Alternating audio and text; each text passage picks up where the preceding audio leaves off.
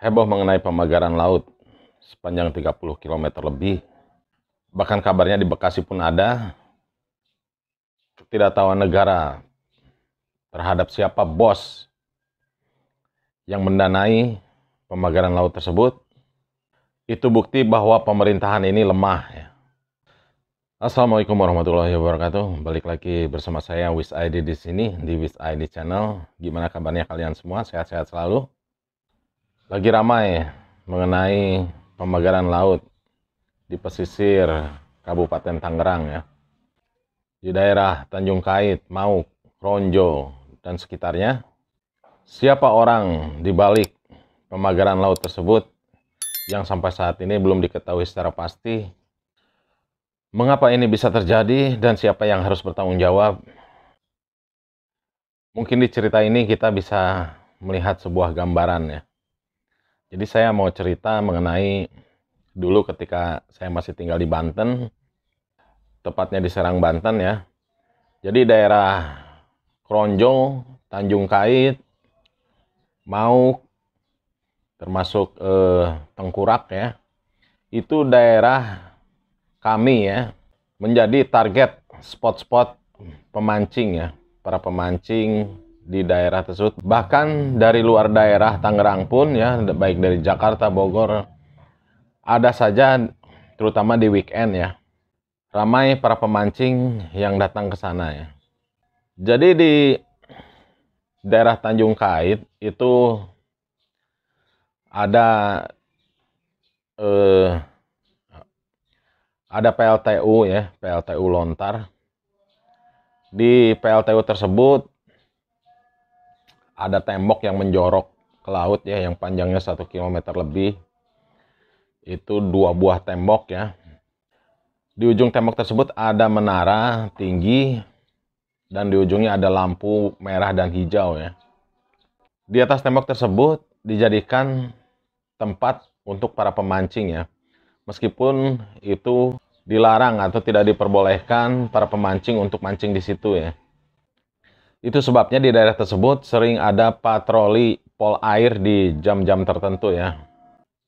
Karena untuk mengamankan daerah tersebut ya. Termasuk para pemancing yang bandal, yang suka mancing di atas tembok. Yang fungsinya tembok tersebut adalah pemecah ombak ya. Tempat keluar masuknya kapal-kapal tongkang, agar kapal tongkang itu bisa stabil ya ketika keluar masuk. Karena ombak bisa ditahan oleh tembok tersebut ya.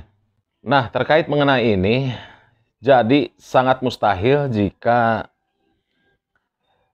polisi air ya, pol air itu yang sering patroli di sana tidak mengetahui kalau ada pemagaran laut ya. Mustahil sekali gitu. Jadi pasti mereka sudah pasti tahu ya, ada aktivitas pemagaran laut di kawasan tersebut ya. Karena kawasan Tanjung Kait itu adalah tempat mereka berpatroli ya.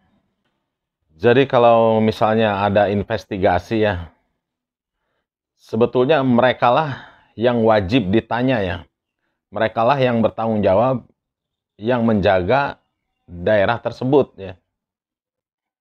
Para pol air dan tentunya TNI Angkatan Laut. Sebetulnya jika ingin permasalahan ini cepat selesai, kementerian yang terkait tinggal panggil saja ya kepala daerahnya, serta para petinggi Angkatan Laut, dan kepala pol air di daerah tersebut ya. Mereka yang wajib menjadi narasumber sebagai bahan investigasi ya. Dan merekalah yang harus bertanggung jawab di daerah tersebut ya. Jadi seharusnya polemik mengenai pemagaran laut ini tidak perlu menjadi panjang lebar ya. Ditarik kemana-mana mengenai isu politik dan lain sebagainya ya. Jadi kalau pemerintahan ini serius, Presiden Prabowo instruksikan saja kepada kementeriannya untuk segera menyelesaikan permasalahan ini dengan memanggil petinggi TNI Angkatan Laut dan kepala pol air di daerah tersebut ya. Sehingga permasalahan ini tidak berlarut-larut ya. Kabarnya diduga orang di balik pemagaran laut ini ya, diduga adalah aguan. Dan ada juga yang menduga di balik ini adalah salah satu artis di Indonesia yang terkenal ya. Ya, Raffi Ahmad ya. Nah, agar permasalahan ini tidak berlarut-larut, seharusnya pemerintah segera mengambil tindakan cepat ya, agar tidak timbul fitnah karena salah sangkaan ya. Dan harapannya pemagaran laut, pagar laut sepanjang 30 km lebih itu yang diduga peruntukan proyek PIK 2 ya, karena kabarnya di daerah-daerah tertentu ya sudah ada pengurugan ya. Ya, ini diduga kuat akan menjadi daratan ya. Dan kabarnya terakhir aktivitas pemagaran laut ini sudah disegel ya, sudah dihentikan aktivitasnya ya.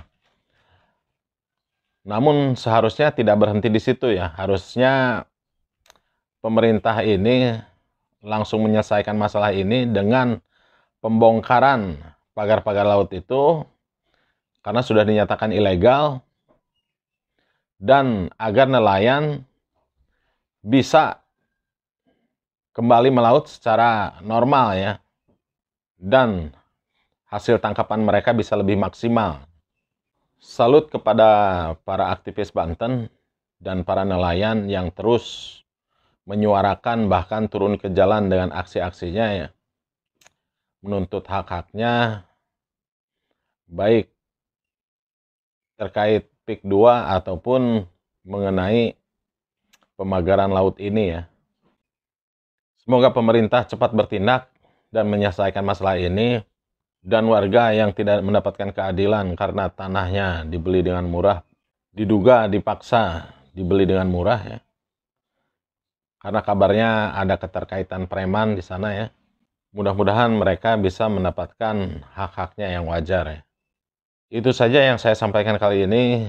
Salam kepada para aktivis yang selalu berjuang menegakkan keadilan ya, dan membela warga. Wis Adi pamit. Assalamualaikum warahmatullahi wabarakatuh. Merdeka!